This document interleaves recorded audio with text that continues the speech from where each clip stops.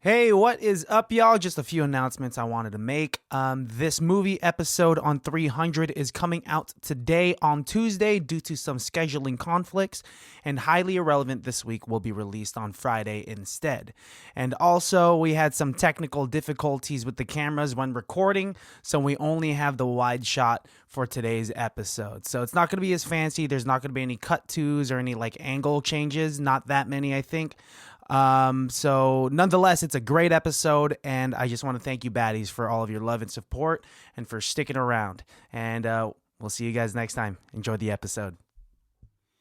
It can't be that bad, oh, it can't be that bad, oh, it can't be that bad, oh, it can't be that bad, oh, it can't be that bad. We love Zack Snyder a lot. We're big Zack Snyder apologists here. And so, because it's so visually stunning, everything he touches. So, I mean, everything he touches just turns into a work of art. King Midas is what I would say. Touches turns to gold. This was a Frank Miller graphic novel, right? Which I knew but didn't know. You know, it's one of those things where you forget that is. But of course, this is a Frank Miller. Yeah, like, the way it looks. With the epicness of it and like the stunning drama of it. Zack Snyder, do you want to guess what Zack Snyder calls this film? What genre he puts this film in? What? He calls it a historical opera. Really? Yeah, this motherfucker just can't pick genres. Because remember, what did we say the other one was? Oh, the one with the girls? Yeah, it's like, that's not an action film. That's a drama. And what was that called? What movie Sucker was Punch. That? Sucker Punch, yeah. And like even the way that opened up, there's a lot of slow motion in these movies, and I'm not mad at it. And I love when movie makers take moments in history and blow it out of proportion. Oh, this is so far out of proportion. Because if it was accurate, we would have been so bored. There would have been a lot more waiting around. I think the Battle of Thermopylae would have been way more boring. Oh yeah. But not so, my little spider. Actually, and I will say this right off the top, all of my knowledge about the Battle of Thermopylae come from two very reputable sources. One, the podcast Hardcore History with Dan Carlin, where he does like a 4-hour episode. Those are great podcasts. The King of Kings episode, I think it's the second one, specifically talks about Leonidas and Xerxes. Yep. And then two, my information's coming from Assassin's Creed. Hey, so what's the historical accuracy of Assassin's Creed? Not much. Other than the fact that you're a time-traveling assassin that goes back in time. A lot of names. Okay, the names. So I know a lot of these names already. And it's safe to say that it was roughly 300 Spartans that did go up against a shit ton of Persians, right? Roughly, it was between 5,000 and 6,000. And a big difference. Regardless, they were outnumbered. I think that's the main thing. And the reason why this is such an epic story that we all know is because the first time the story was told, here we go. Get your history books out, boys. Herodotus, the first historian in history, was the first one to tell us the story of 300. And he was also known as Herodotus the Liar because he would just make up stories all the fucking time. But they were great stories. They're epics like this. And so I do imagine the original Spartan story of 300 was as epic like this, like how fucking Metal Gear Solid dude is telling the story in the beginning of the movie. Snake. He does kind of look like Snake. He's over here telling the story, and I'm like, oh yeah, that's exactly it. And if I was sitting in that crowd, that's what my imagination would look like this movie. Yep. Thus why. Well, back in the day, I think historians, or if like you were to tell stories of like battles of the past, you have to turn into this outrageous action-packed story. As opposed to now. Like, exactly. Yeah, David and Goliath was probably like two dudes the same height, but one guy was like black, and then they're just like, no, he wasn't just black, but he was a giant. He was huge. And the other one was really small. And David threw one single rock at him and took him and everybody down. was like, what the fuck? Yeah, this is truth. This is truth. Nothing's fake about that story. Suck my dick, little boy. Yeah, whoa. Which we were saying, I'm glad that they left a lot of the weird aspects of Greek history out of this movie, and they just made it a really fucking cool action-packed movie. I don't think they necessarily left it out. They just forced it to be not the Spartans. Right? They just said, oh, the Athenians? They're boy lovers, and the Arcadians are like, they're not good soldiers. You know what I mean? They're like, farmers, they're potters, they're sculptors. And the Persians are savages, and like it's like, you know what? These guys are just trying to do their own thing. Yeah, well, I think when Zack Snyder was making this movie, he was taking a look at how historians told the story, and they're like, he understood that it was outrageous. He said Herodotus was known for lying and Herodotus the liar. right, blowing it out of proportion. So he took that and he put it in the movie. He knew he wasn't making a documentary here. Let's be real. He was making a historical opera. Like even the Spartans did not, as hard as they trained back in the day, for sure, they did not look like that. I don't know. I know they did all. I do know, again from Dan Carlin, that they were very pretty. The Spartans.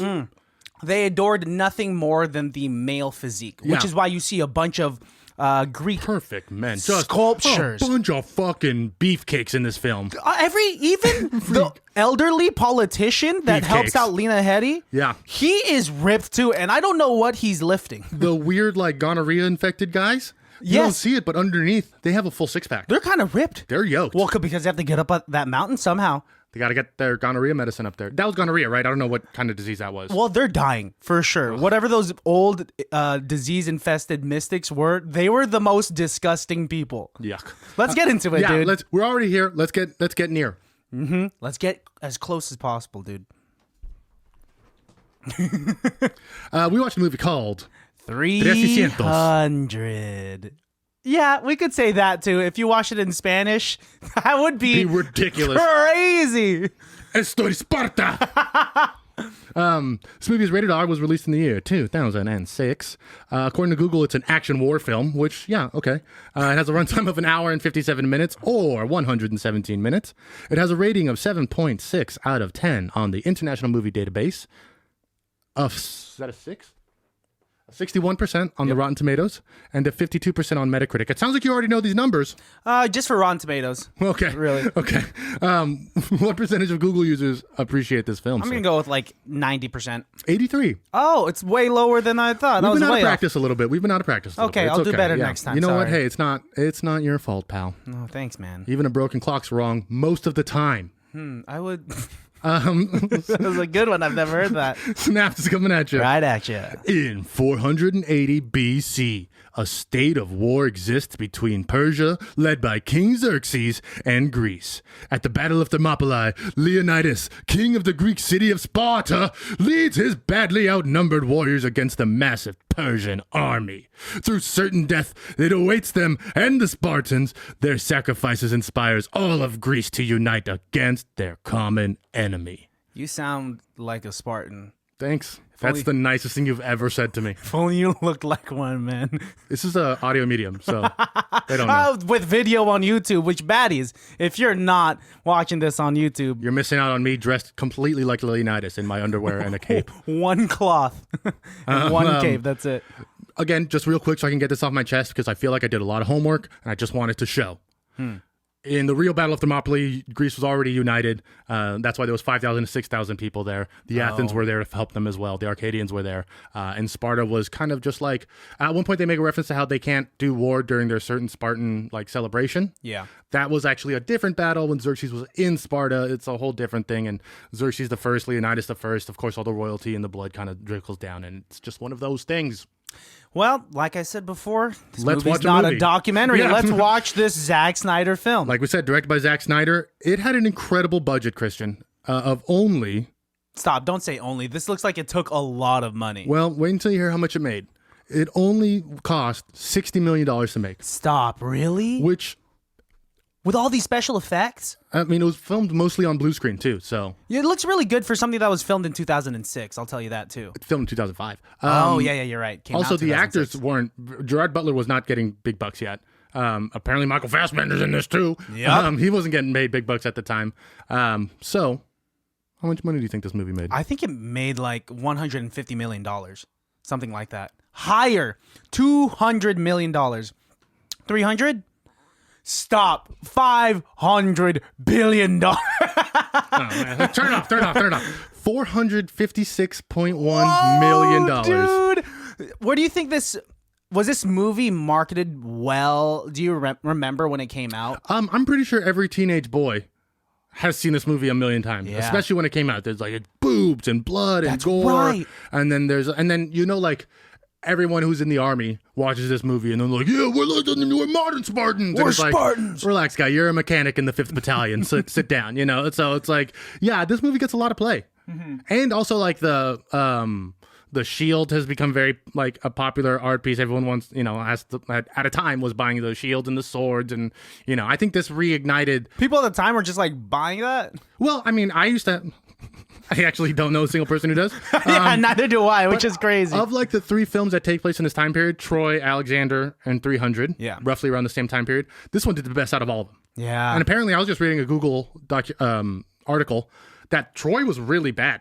And that if it wasn't on Netflix, it wouldn't have been like loved as it is. And I was like, I kind of like Troy. It's pretty critically, it's pretty bad. It's like in the 50s on Rotten Tomatoes and like everything else. Well, in a couple months we can do that. I don't want to do too much. It's a 3-hour movie, which is maybe it was just. And I don't remember it because I had the DVD, and being like the piece of shit kid I would just fast forward to the battles, and so I don't really know much of everything else. The best part of DVDs was when you could skip scenes. Yeah, that was the greatest part about. We don't have that anymore. Now it's all like scrubbing on the. I hate it. A lot of the weapons that were left over from Troy and Alexander were used in this film.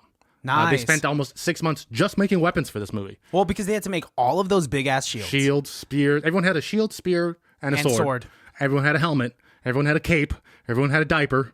And then everyone had like abs. And where'd they get those? The Persians all had like chainmail and rhino and a lot of makeup. A lot of makeup and deformities. Also, but you know what? Very cultured. Mm-hmm. They had a lot of different races. Actually, I want to talk about this real quick. Yeah. As badly painted as the Persians were made in this movie. Oh, they're actually the heroes. Extremely diverse. And they're diverse. They're not killing babies. They are very comfortable with their sexuality. And so were the Spartans, but they didn't show it in this film. No. One of the craziest things for the Persians at the Battle of Thermopylae was they had sent a scout out to go check out the Spartans to see what they had to deal with. Mm-hmm. And he saw them all taking baths and combing their hair. And so when he went back to go tell King Xerxes what he saw, they all thought they were playing like a bunch of like ladyboys. They're like, they're combing their hair the day before battle. I think they just wanted to look pretty and be clean before they die. Part of the Spartan ritual is, they have to make their body clean because they're preparing to die in war, and they want to. So like it's a whole thing. And but imagine if you didn't know that, you just see a bunch of dudes like combing each other's hair and like kissing each other and like this is great, oiling down their.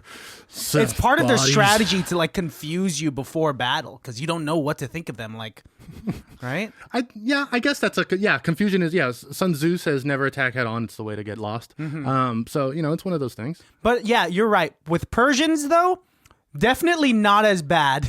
No. In history, or even depicted in here. Like Xerxes, a little cocky, a little narcissistic. Are they super ugly in this film? Yes. Was that a choice by Zack Snyder? Probably. But you know what? Still a fun film. Just because he's referring to the historical text. I mean, historical, right? Herodotus' text. Mm-hmm. And actually, no, he's using a comic book, which is maybe even that's true. Less reliable. So we should be blaming Frank Miller. I'm not blaming anybody for anything. Because I still love this movie. Awesome. This is fucking awesome. Everyone's seen this movie. This movie's been out for almost 20 years now. King Leonidas is the king of Sparta. They're going to war with the Persians. Yeah. And it's really just 3 big tentpole battles of Thermopylae, which, for those who don't know, was where they built a wall that funneled all of the Persians into a valley crevice. Yep. And then 300 Spartans fought 20,000 Persians. And, the text, apparently Herodotus said millions of Persians. 300 of our best Spartan men against millions of Persians. And again, so that means there was probably, like we said, those 5,000 to 6,000 Spartans. There was probably like 50,000 Persians. Yeah, it's still a lot. I'm not saying the number, but that's the thing about people like Herodotus and people who see Bigfoot and people who get abducted by aliens is like they have a good, reasonable, reliable story, but then they make one fucking lie that's suddenly just like, no, I don't believe any of it. Mm-hmm. No, I don't think Bigfoot fucked your mother. No, I don't think that alien licked your butt. You know what I mean? Like, what stories are you hearing? What liars are you listening to? Oh, that was actually my brother. Oh shit! Oh my gosh, he lived quite a life. I'm so sorry, man. I forget he listens. But yeah, man, I love it. What do you think was the most because this movie for me, in a weird way, is very inspirational. In terms of what? Like looking at their physique and you want to work out? No, not at all. But watching this movie and being like, this is awesome, dude. Look at these men just being with their backs against their wall, and they had to get it done, and they kind of don't, but whatever. If we're going to get into it already, it's inspirational, already from the beginning when Xerxes sends his messenger to Sparta. And, they have this it seems like they have a very great society, right? Leonidas and his queen. I love that Leonidas refers to his queen like, hey, like he actually goes to her for advice and like respects her as a woman, which, I mean, I don't know the historical accuracy back then. Well, according in Sparta, the women actually did have a really big part in society. Good. Yeah, because like they say in this movie, they are the only women that birth real men. And when she says that to the messenger, when the messenger says, who does this woman think she is to speak amongst men? She said, Spartan women are the only ones that give birth to real men. We lay the eggs. We hatch them. Fuck you. Who the fuck you think you are? And like that whole epic scene that will forever be remembered in cinematic history where he's like, earth and water, this is madness. And he turns around, kicks him. This is Sparta! You know, high school kids all over the world were saying that and kicking each other. Oh, in the UFC, there's now a move, the Spartan kick, and that's kicking somebody right in the chest. It's just a standing kick. Yeah, it used to be a standing front kick. Mm-hmm. Now it's a Spartan kick. Yep. Let's make it sound way cooler than a standing front kick. It has to be. And then all of them fall. He says, "You'll find earth and water down there," and kicks all of them. What do you think's at the bottom of that hole? No clue. I was hoping spikes. I couldn't remember that scene very well. I was hoping that we would see like the bottom of it, but it just turns to black, and I'm like, oh, for that's such a almost gory scarier. movie. Yeah. I like to imagine that there's other like messengers down on the like, well, I'm from France. Where are you from? He's like, oh, I'm from Persia, and they're like, huh, you told them you wanted their land too, huh? It's really nice down there. Like, they've built up a society down there because like they get all the scraps thrown down there. Yeah, but they're all really pale because they don't see the sun. That's all, and that's okay. Are you familiar with the Morlocks from X-Men? The Morlocks from no. Yeah, remember they're the mutants that live in the sewers. Are they all really pale? They're all really ugly. So this is tied in with the Marvel universe. I'm pretty sure this is an X-Men film. I'm pretty sure. Well, I mean, it's a graphic novel, so. And like we had said, maybe not on camera, but Zack Snyder took painstaking effort to recreate frames from the film, to recreate like classic Greek imagery, and even if it's just for like one brief second, like one of my favorite things is in the first battle when Leonidas is like running through them with the shield, and then he like stops and does the spear throw, and he stands like this, like the pottery paintings of old Greek soldiers. And it's like everybody knows that imagery. Yeah, that's why I think he's so good with Superman and Batman and shit like that, because he knows how to make the imagery look real. Well, he has an amazing eye for art. Yeah, he has amazing eyes for art, dude. And I know it's ridiculous, but like even just the saturation of this film, and I know it's jumping, but when he finally does throw the spear towards Xerxes, and you don't see the spear flying, instead you see an overview shot of the shadow of the spear over the stairs on the platform in which Xerxes is standing on. And it is amazing. Like every shot is amazing. And sadly, have you seen the sequel to this? I have not, because I heard it's not good. It's not as good. It's not as good. It's they take it up another level a little too much. If you don't think it could get any more gorier or any bloodier than this, the sequel's where they have like a dance battle, right? Yeah, dude, it's the sequel to this is kicking it old school. Do you remember that parody that they did of Spartans? Meet the Spartans. I've only seen a few scenes because I can't watch the entire thing. Yeah, no, me neither. But it's got a couple of good jokes. Yeah, I'm sure it does. And it'll like randomly have like Cat Williams or like somebody like Chris Rock. And Will Sasso. Yeah. Oh, Will Sasso's Instagram is incredible. Incredible. You follow him too? Not to distract too much, but if you guys are not following Will Sasso on Instagram, please do it. Jesus Christ. But yeah, let's keep on moving on, because after that happens, I like I said before. I used to only really watch the battle scenes of this, or not really pay attention to the scenes in between all the fighting. But it's pretty good. But the politics that are occurring, he goes up to the mountain where the mystics are, and the mystics refer to this oracle, who's this stoned woman. This girl is just high. She's high. She's having convulsions. She's half naked, begging for help, and the old man's like, "What? She says you're gonna lose." And she dances for like 10 seconds in slow motion. And what I love is that they cut back to her on the floor after dancing, and she is covered in sweat. She is covered in sweat, so tired. And this mystic comes up to her, and this is how they receive readings from the oracle. They lick her. They lick her, and they listen to her. I don't think the licking was part of it. I think that guy just does that. Oh, he's just horny. I think he just likes licking. Fuck that guy, dude. These guys are so nasty. These guys are not only nasty, but they're corrupt because they're being paid by a Persian messenger and the bad Spartan. Theron. Spartan, who is the scariest laugher I've ever heard. He is. I don't like him. I kind of like the imagery again of it getting like all black and then just his eyes, like you know, that's straight from the comic books. I could see like the frames of it getting darker and darker. Yeah. He did a really good job of that. Holding the shield against the rain, like you can just see like the comic book of it. Even him, I like how exaggerated everything is. Like Leonidas having to literally climb this mountain to get up there, risking his life. They had elevators back then. Yeah, they had escalators, elevators. He could have taken the plane up there. Honestly, you know what? You joke, but I watch Game of Thrones now, and it has elevators. And Starbucks cups. It's all around. So there we go. There we go. we figured it out, baddies. I feel like I'm gonna be in a little bit of hot water, actually, because like I said, I throw a lot of shade at Game of Thrones because I'm not a really big fan of Game of Thrones. You didn't really watch all of it. And Lord of the Rings, I'm not a big fan of Lord of the Rings. You don't like fantasy. I don't like fantasy, but someone proposed to me, what's the difference between fantasy and this?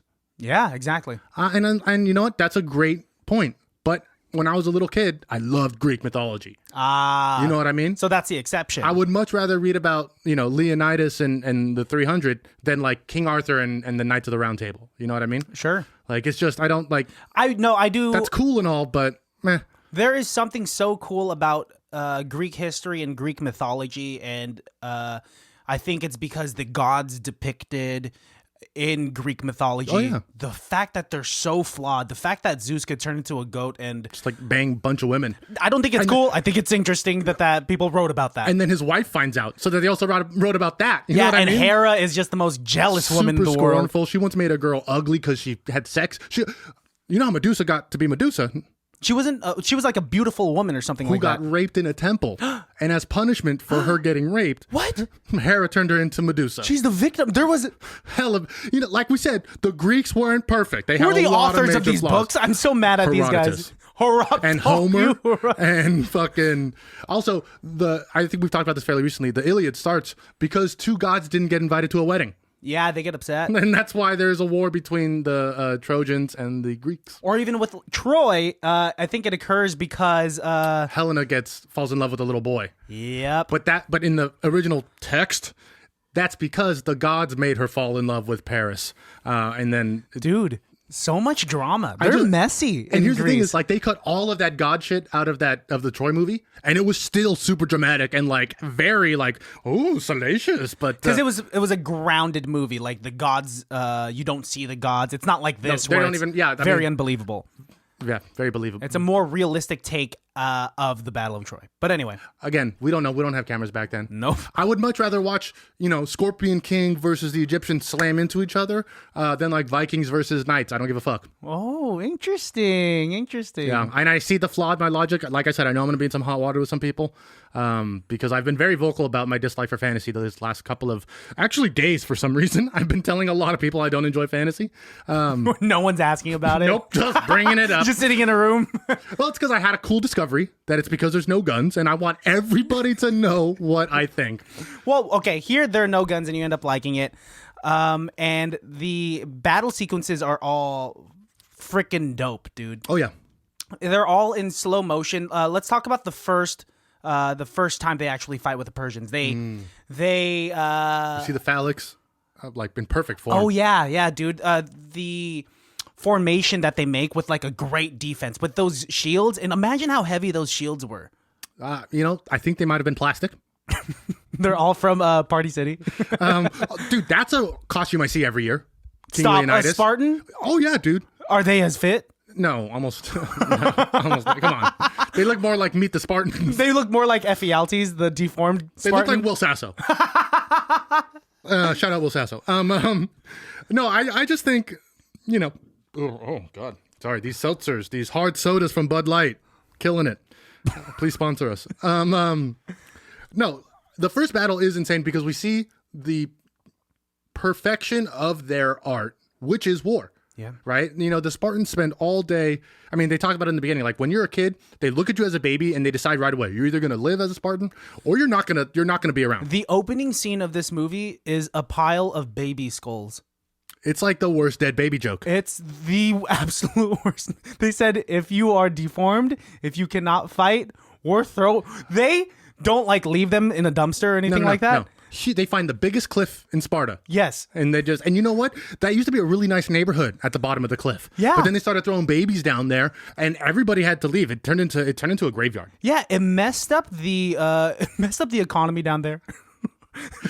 All those taxpayers went to Athens. The real estate went Shot down the drain. Yeah. That is waterfront cliffside property. Yeah. They just fucked it up. Historically, they would also throw in if they had a birthmark, a birth defect. Stop. Really? Most of the women they threw off the cliff. Like Sparta had a small Why most of the population for a women? reason. Really? They only wanted the perfect Spartan women. Wait, how would you know if it's a perfect Spartan woman when you're a baby? Dude, that's the logic for all of this here, I know, pal. but like, I understand like if the boy Well, was you know- messed up, but if it was like a female baby, I thought they kept them so that they could birth more real men, right? Well, or just to have them. And they that's it. And they barely have a childhood to begin with, right? No, almost immediately they start fighting and learning how to live on their own, and they start training for war at 5 years old. Yeah, 7. 7. They start this thing called the Agogi, which is they are going through a series of trials. They're thrown into the wilderness, and they have to come back with like a kill of a CGI wolf. They have to just come back. Yeah, that's all. Relax. Why you gotta? We're defending this film. Don't be a dick about it. No, yeah, the CG. It's 2006. But it's the meaning of the scene. You know the kid in that CGI wolf scene is it? Zack Snyder's son. Oh, Yeah, cool. Eli Snyder. I think is like his only credit, but That's fun. and that was a cool scene nonetheless too. So generally, when they do that test, according to Herodotus, when they would do that test to the Spartan boys, the test was just to see if they would survive.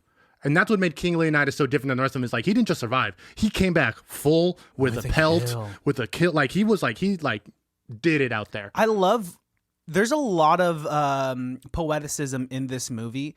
So it said that when Leonidas was out there getting his kill of the wolf, he said that it wasn't the fear of death that scared him. It was only his heightened senses. It was like the feeling of snow in between his toes, the whip of the winds like hitting against the skin, shit like that. And then he says it later on, right before he dies from the slurry of arrows. Well, and the foreshadowing of how did he kill that wolf?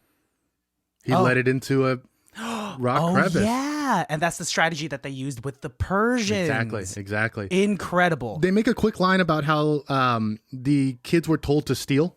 Mm-hmm. Right. One of the coolest things that I learned about Spartan culture is when you're going through Agogi, you are not told to steal, but you're encouraged to steal. But if you get caught, then you get in a fuckload of trouble. Shit. Like then you're done. So their whole thing was like, you do it and be sneaky and get away with it. But if you get caught, you're gonna be tried like a criminal.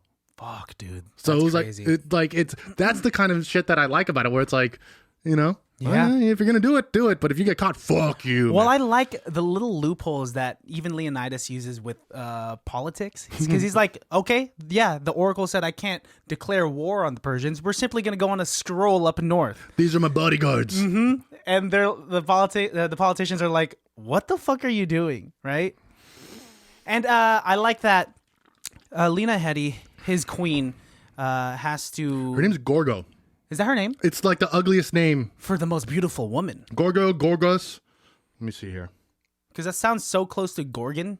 Gorgo. It sounds like a fucking Mortal Kombat character. It does, right? Street Fighter. Leonidas is such a cool name. And then for his beautiful wife, his queen, we'll give you Gorgo. Leonidas. Stelio. Xerxes. Gorgo. Okay. Guys, I just want to bring this up since we're talking about nicknames. Can I have something prettier, please? I'm thinking maybe Gorgeous. I'm thinking maybe... Or very close to that. Yeah. Gore's Whores? No. Okay, well, I thought I'd try. Even the sex scene they have is like art. He like runs his hand on her hairy back and then like... Wow, yeah, Zack Snyder made it a point to give her hairy back. It wasn't hairy like a man from Poland, but peach fuzz. Peach fuzz on the back. yeah. The lighting was incredible. Very realistic. Yeah.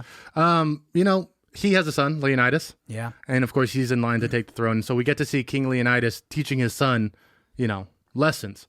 And that part I do believe. I really do think in Sparta, it was like, punch you in the face and then like pick you up and be like, why did that happen? You're gonna be yeah, and the kid be like, I didn't block it. And he's like, exactly. Again. He says to him when he's training his son, the more you sweat here, the less you'll bleed in war.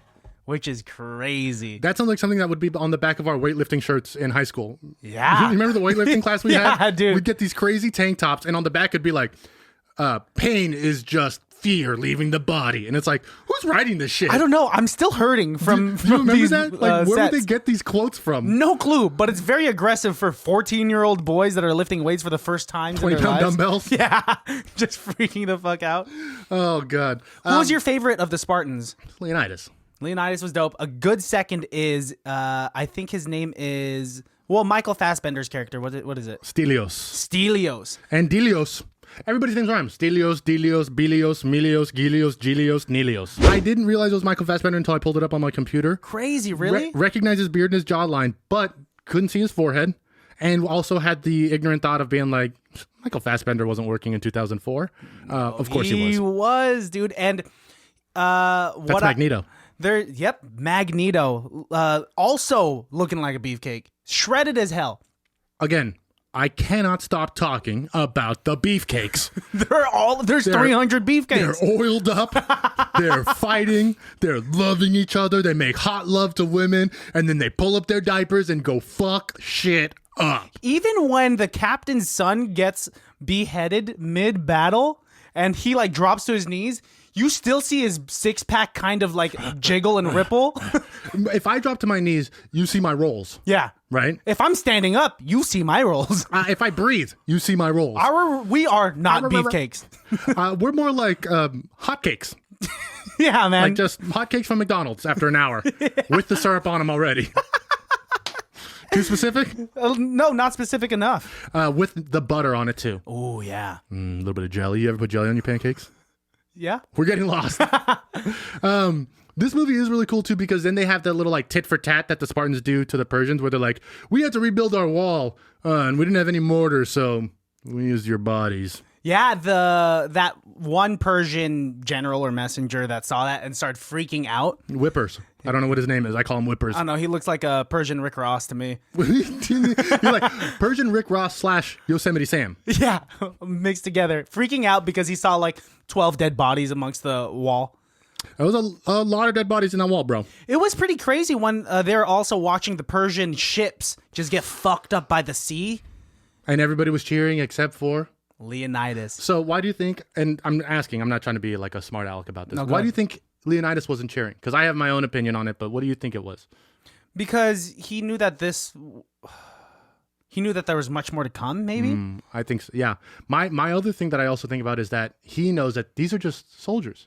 Yeah. These are boys and men who have family and stuff like that. Like he knows what it takes to be a soldier. Yeah. And these didn't even get to die in a fight. Oh, that Right? I think that's a good theory. Which is the highest honor a Spartan can do is die in war. And these poor bastards just any drowned. soldier, I think even just outside of being a Spartan, I think they all want a beautiful death. They respect war. Yeah. And if they're just dying in the seas, which is why he's fine with killing the Persians if it's with war, because they're technically dying a beautiful death. Very weird sense of morals that these Spartans have. Yeah. Like I said, again, maybe the Persians are the better team here because they're very diverse and they do have slaves, which is kind of a problem, but they're not killing babies. Yeah. They're not doing any eugenics. Where It looks like they're keeping every single baby. Yeah, and the Spartans are doing eugenics in like a weird pre-Nazi way where they're just like, if you have a deformity, you can't hold a shield. Once again, let's refer to the pile of skulls in the beginning of the movie. But one got away.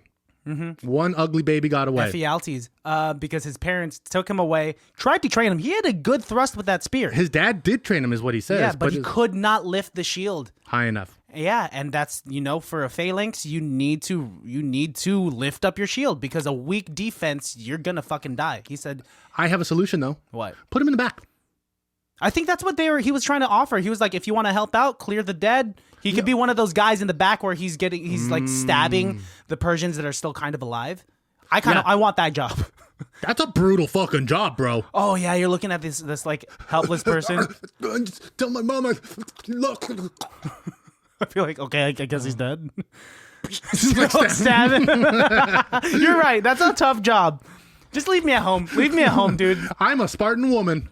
I will be the most beautiful Spartan woman there is. If that means I don't have to fight. I will be throwing it down every night. Yes. Name me Gorgo. I don't give a fuck. I might be a Spartan woman. They do the tit for tat, right? And then Xerxes comes up and he's got some crazy fucking piercings. Xerxes, way too much makeup. Do you even know? Do you recognize him? Do you know what else he's in? I've seen the actor around, but I can't name. A lot. He's in Xerxes, but he's also one of the guys in. Oh, he was in Focus. I didn't know that. He does a voice in Rio. He is in. Have you seen him before? Love He's Actually. done a voice in Rio. That's the first thing you refer to as a voice credit. They remade Ben-Hur. They remade Ben-Hur in 2015. What the fuck? Well, he's in that? Yeah, he's also in that movie Power that we saw. He's in Charlie's Angels Full Throttle. Here we go. This is what I was trying to get to. He played Che Guevara.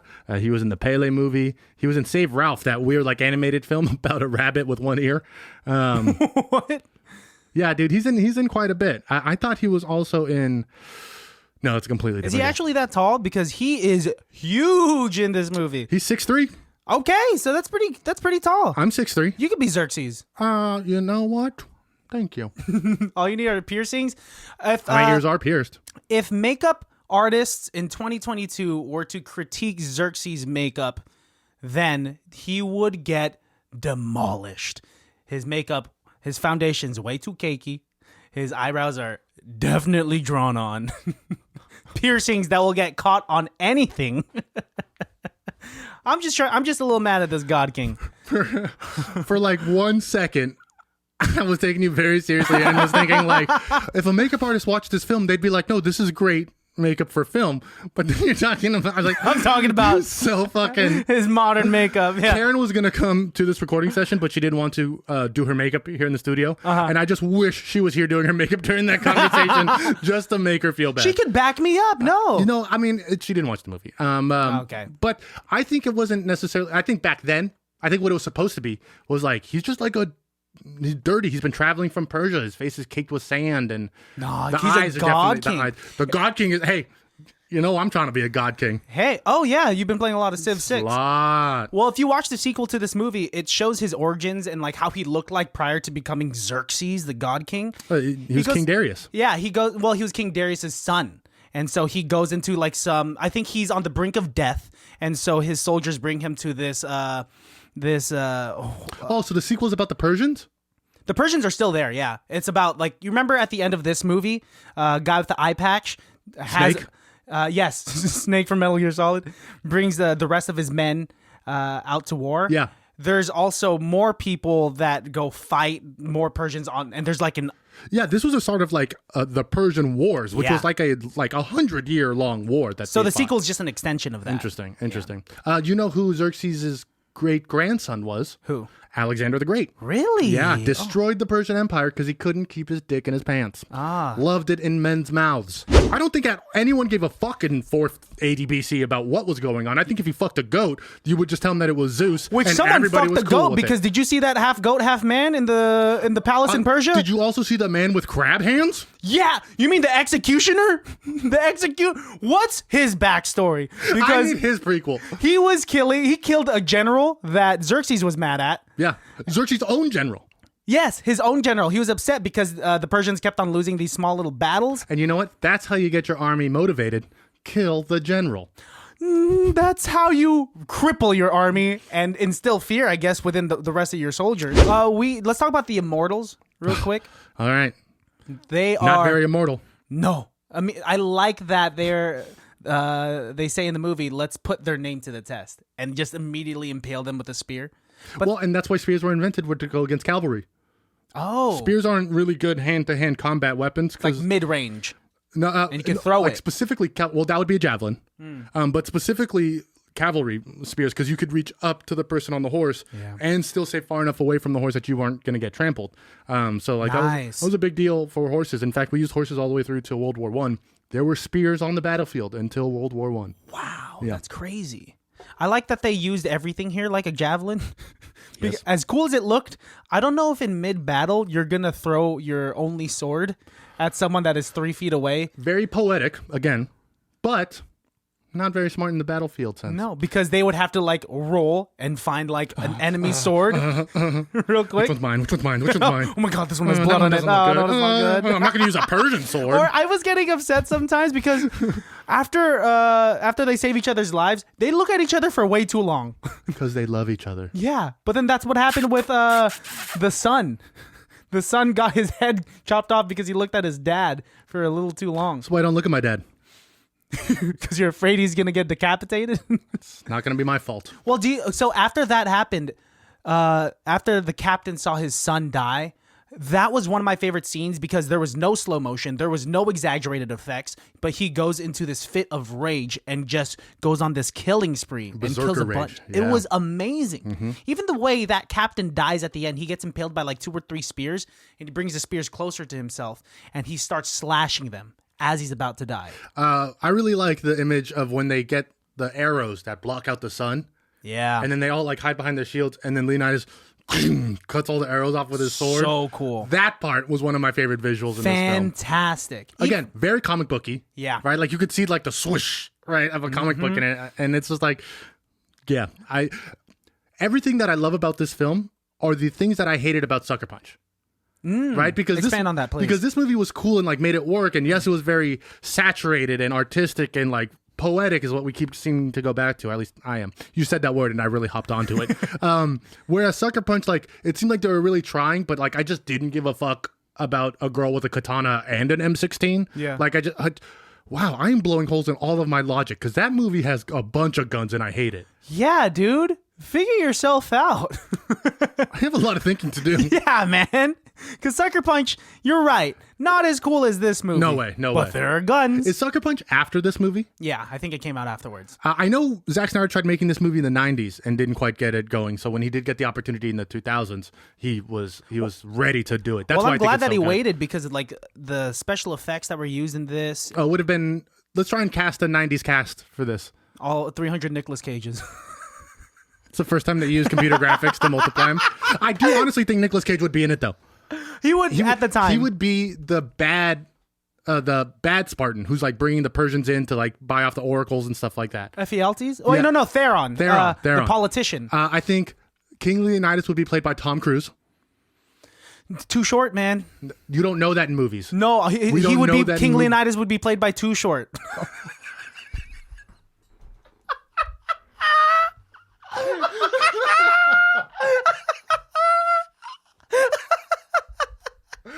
Wow.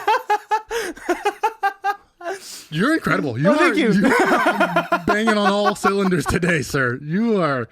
Wow. Thank you. That was. I'm really upset, actually. I hated that. Oh, man. And the woman would be played by Salma Hayek. Sure. I like Salma Hayek. And Xerxes would be played by Samuel L. Jackson. I was going to say that. Whoa. Crazy. What was that? It's our secret handshake. Oh, love it. Hop on YouTube to see our secret handshake. Oh, I love it. Oh, love it. Do you have, we've talked about our favorite parts. Do you have a best person on set?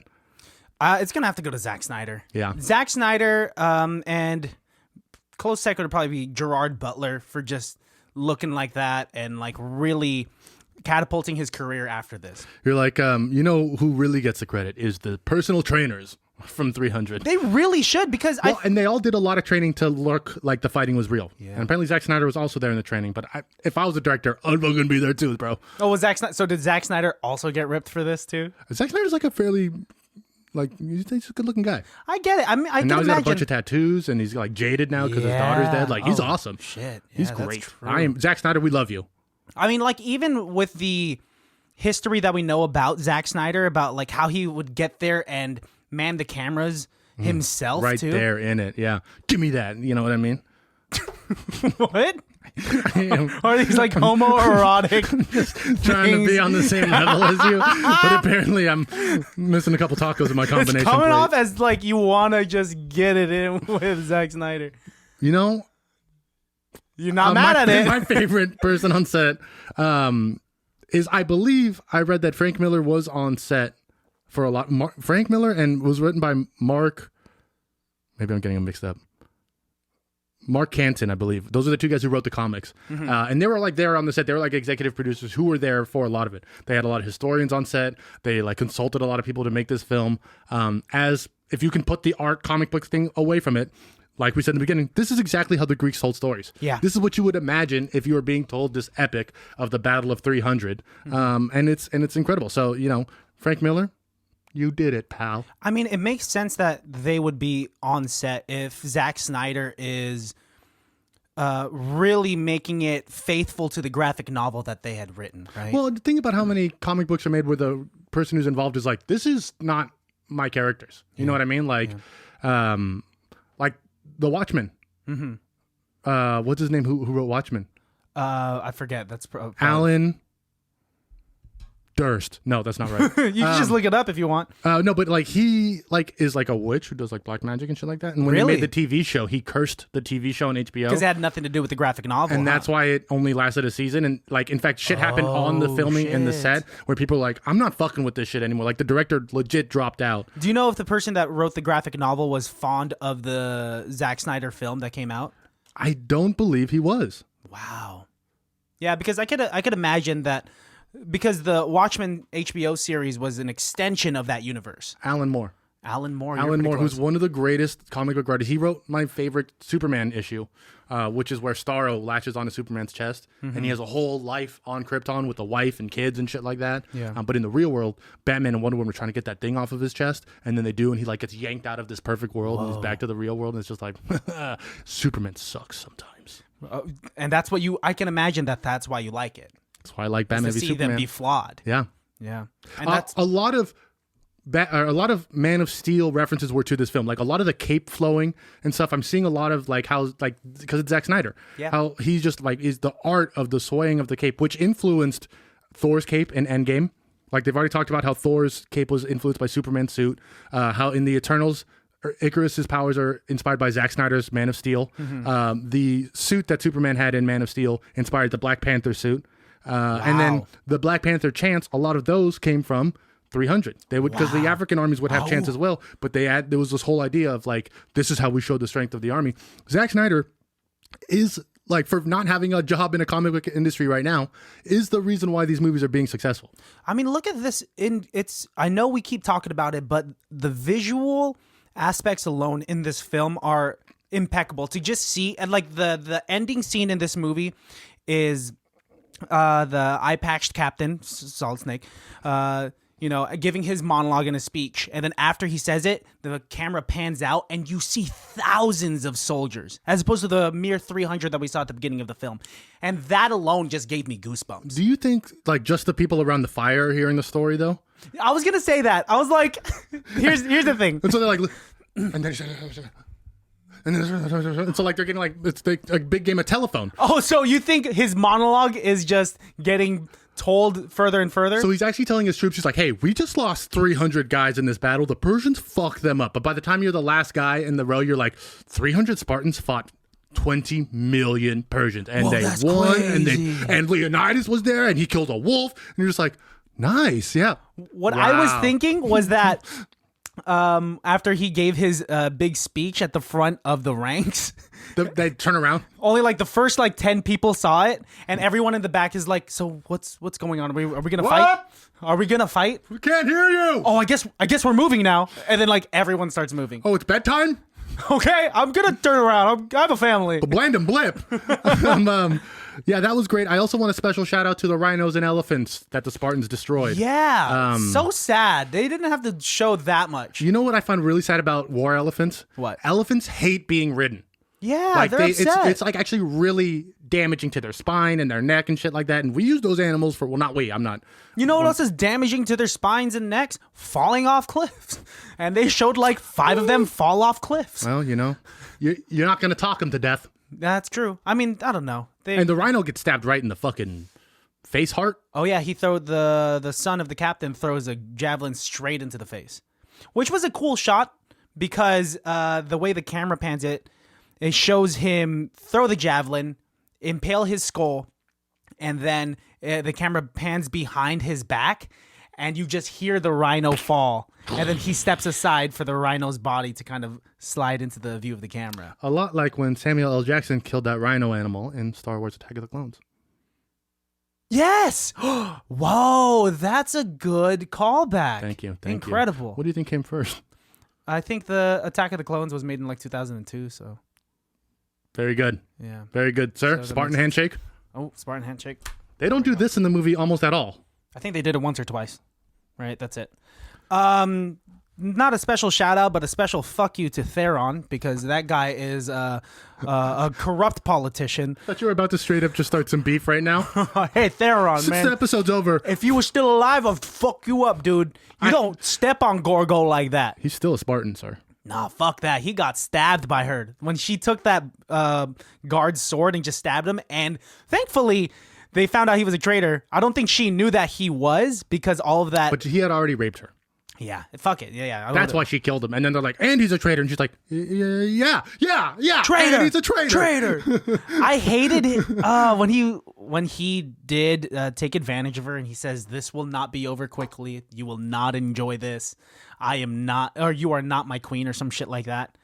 And yeah, dude, or I am not your king is what he said. And so when she stabs him, she says it back. She says, this will not be over quickly. You will not enjoy this, and I am not your queen. That's why there's a lot of poeticism in this movie. It's almost like these books are based on ancient Greek poetry. Well, actually, in the historical text, they did use some of the they did use some of the text in this movie for some of the dialogue. So when they said our arrows will blot out the sun, then we will fight in the shade, is straight out of Herodotus's text. Again, Herodotus the liar. The liar. Yes. But still, nonetheless, the fact that they used that, threw it in here, and they laugh about it, super cool. I love Greek mythology, but this story of the Spartan in 300 is just as believable to me as when the X-Men fought in New York. You know what I mean? Super believable. It's just like, yeah, that's a great fucking story, and I'm super amped up about it, but, I don't really think... I don't think it happened like this. Like, it fucking happened, bro! And be like, well, I mean, not like this at all, I knew it, I was there! Yeah, well, no, 449 BC? You're Italian, sir, you're not Greek. More shout-outs to some poetry that they used was... when he takes off his helmet at the end, Leonidas, he says he took off his helmet because it skewed his vision or some shit like that. He dropped his shield because it was heavy, and so on and so forth. But he did all of that just so he could throw that spear at Xerxes and finally make him bleed. He made a god king bleed before they died, which is exactly what he said earlier in the film. I did think what's really interesting was when he gets hit with the javelin, spear, whatever. Yeah. He goes, all that for a drop of blood. Mm-hmm. And then Iron Man came down and was like, no, Thanos. You're right. This is a Marvel flick. Crazy, Sorry, dude. I don't know. I just really wanted to force that in there. Do you want to rate the film? I'm going to give it a... I want to give it a 5 out of 5, but it's not. No, it's not. It's not that. It's a fun film, very artistic, very well done. But if we're doing this for the people, 3.75. I'll give it a 4. 4 out of 5. Bitch. What, do you want to have the same number? I would love to agree with you on one thing. We still agree Let's somewhat. Days get married. What? Huh? Yes. What are you saying? The fuck, dude? I love this film. It's been a long time since I've seen it from beginning to end. Yeah. It is just a beautiful story told in an incredibly elegant way. Yeah. And then there's like just a bunch of tits and blood and shit. And it's just like everything a teenage boy would like. Yeah. So if you're a teenage boy listening to this podcast, good for you. And thank you. Go watch the movie. Yeah. But also, if you're just a fan of Zack Snyder and of like, oh yeah, very over the top action and just visually appealing action, go for it. Also, if you're like a white man in his 30s who still lives at home and you can't like figure out your meaning in life, watch this movie. This movie will get you going. Yeah, you'll feel cool. Maybe it'll like help you get up off your ass off that couch and you'll go work out and want to get some abs. Because it looks like the main theme of this movie is becoming a beefcake. Beefcakes. Beefcakes, dude. 300 beefcakes. Title of the episode. 300 beefcakes versus millions of uglies.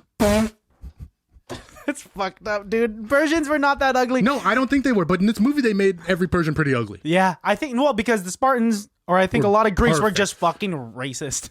Well, And that's what they leave out. That's what they very. leave out, dude. Yeah. They kill deformed babies, and they're kind of racist. And every Greek loved banging boys. They left that part out of this movie? No, they didn't. They kept it in. They said the Athenians. Yeah, it's still there. Still. They Yeah. didn't have to bring it in at all. Yeah. They didn't have to bring it in at all. Yeah, you're right. Yeah. Thanks, Jeffrey Epstein. Damn, dude. Okay, let's end the episode. Guys, thanks for tuning into another episode of ICBTB Podcast. Christios Aleos salutes you. What? Those are our Greek names. Christios? I'll Yeah. take Christios. And Aleos. Aleos? Alejandrios? Latin wasn't a base language yet, you jerk. Yeah. I don't know. Fuck, man. Okay, I wasn't really judging. I was just I trying to... looked really hard on those names, okay? I had did like you? 6 seconds to think them up. 6 full seconds. Well, let's get out of here, baddies. Thanks for tuning in. This movie's dope. It's currently streaming on Netflix. It's trending, so check it out if you Really? have Netflix. Yeah. It's a fun film, man, you know, but if you're a Zack Snyder hater, just fuck off. Don't listen to it. Don't watch it. Don't listen to this podcast because we definitely love Zack We Snyder love over Zack here, Snyder, man. man. Zack Snyder, please call me. Please call us. Christian, What? you got a good beard. Thanks, man. Have a good night. You have a good night. You guys know where to follow us. Buy merch. Blah, blah, blah, blah. See you guys later. Bye.